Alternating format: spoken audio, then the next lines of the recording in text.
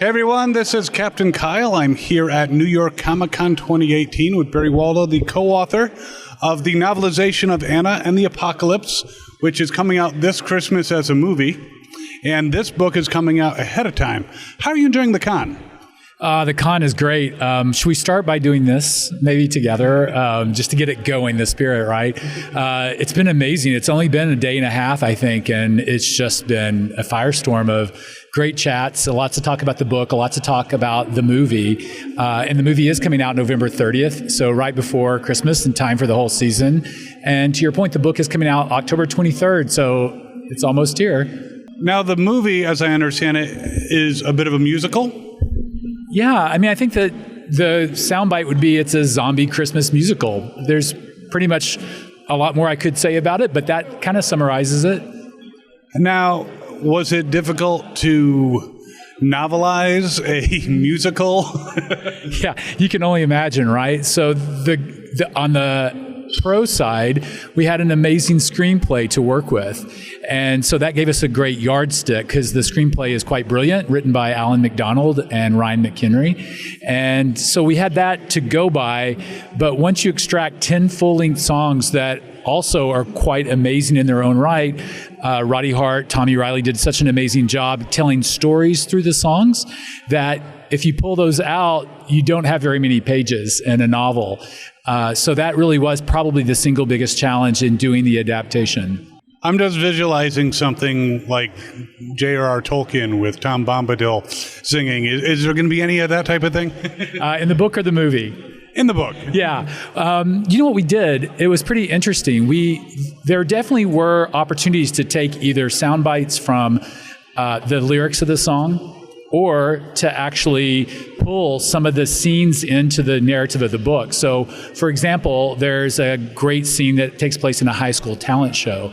And on that journey of the talent show, there's a couple of performances. One of my favorites is actually two students dressed as penguins who are doing a rap. And the guys, Tommy and Roddy wrote this great song called The Fish Rap.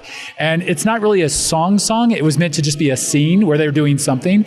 And the lyrics are so hilarious that we actually wrote that into the novel because it just made sense to try to explain to the reader, like, why are there two penguins on stage and what are they doing? So we were able to pull various parts of songs into the book. But the real challenge was how to fill all that space and make the journey a little bit different than the movie without the music. And so I had the benefit because I've been working on the project from its inception.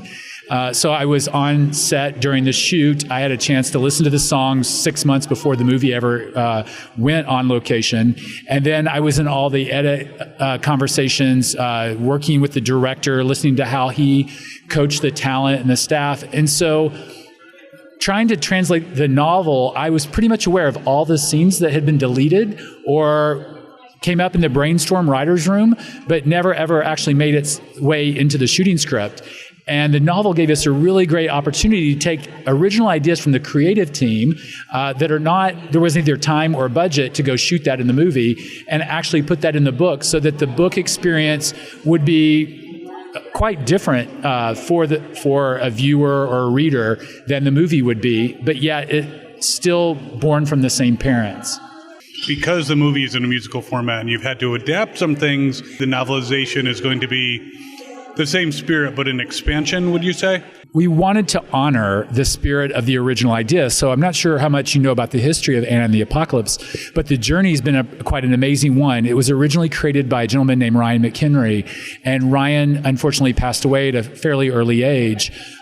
He was really well known for doing some vines called Ryan Gosling Won't Eat His Cereal, and those actually caught on, and he became quite well known for those. And then he did a short film called A Zombie Musical, and that was a fairly low budget film that they shot in Scotland.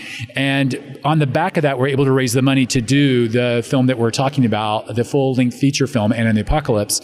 And so what I didn't want to do as a writer for the novel is to not honor all of Ryan's favorite scenes, all the spirit that stayed in the real movie. And because I had the benefit of being involved with the project all the way through, the novelization became quite natural. So the way I like to explain it is like if if the storyline is like a linear path, we were able to branch off and tell some side stories, but we always came back to the same trunk. And the trunk of the tree to deliver the same start and ending that the movie experience would be. And all the additional chapters that we wrote into the book are mentioned in the movie. They just don't necessarily go and explore them fully like we did in the book. So it's definitely worth buying the book, watching the movie, as a package deal. There's just enough different that both are a worthy experience, but there's a lot of similarities. And when I wrote the book with Catherine Turner, I had the benefit of knowing every actor. I'd listened to the director, talk to the actors about what he wanted in the performances.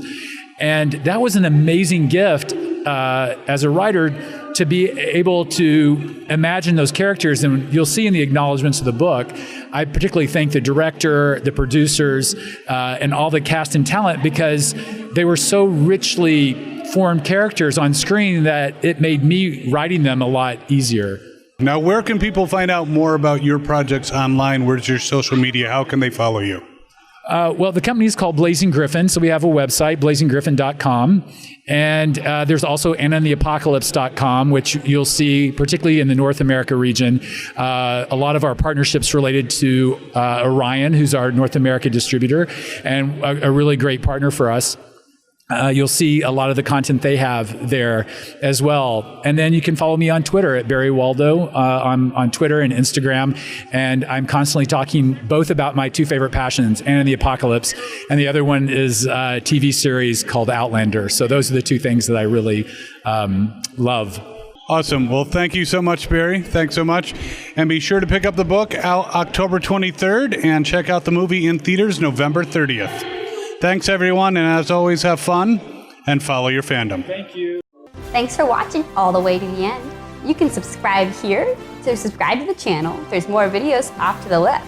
Mr. J says, don't forget to ring that bell button for more notifications.